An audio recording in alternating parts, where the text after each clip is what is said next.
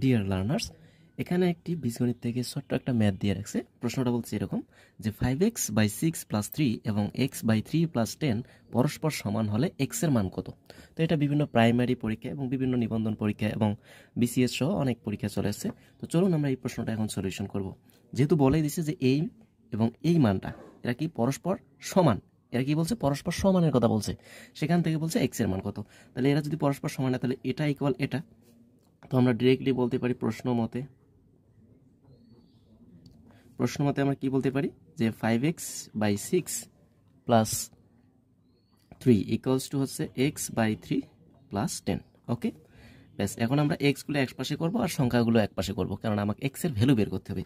তাহলে আমি এখানে 5x/6টা এ পাশে রাখলাম, আর এই যে x/3 এ পাশে নিয়ে আসলে -x/3 হয়ে গেল। 10টা এখানেই রাখলাম, এই +3টা এ পাশে আসলে -3।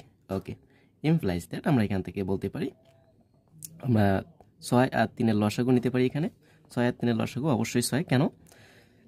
এটা হচ্ছে 3 দ্বারা যেহেতু 6কে ভাঙানো যাচ্ছে, তার মানে ওই বড়টাই হচ্ছে এখানকার এই দুইটার লসাগু।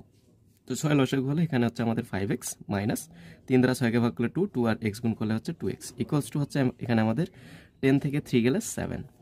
তো ইমপ্লাইজ দ্যাট আমরা এখান থেকে বলতে পারি যে 5x থেকে 2x বাদ দিলে আমাদের হচ্ছে 3x, বাই নিচে হচ্ছে 6 = 7।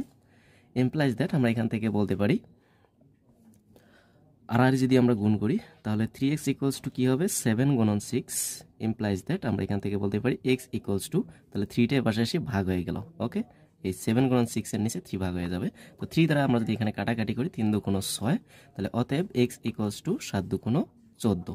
তো এই যে x এর ভ্যালু আমাকে বের করতে বলছে, এই হচ্ছে আমাদের x এর ভ্যালু। আশা করি বুঝতে পারছি। ধন্যবাদ সবাইকে।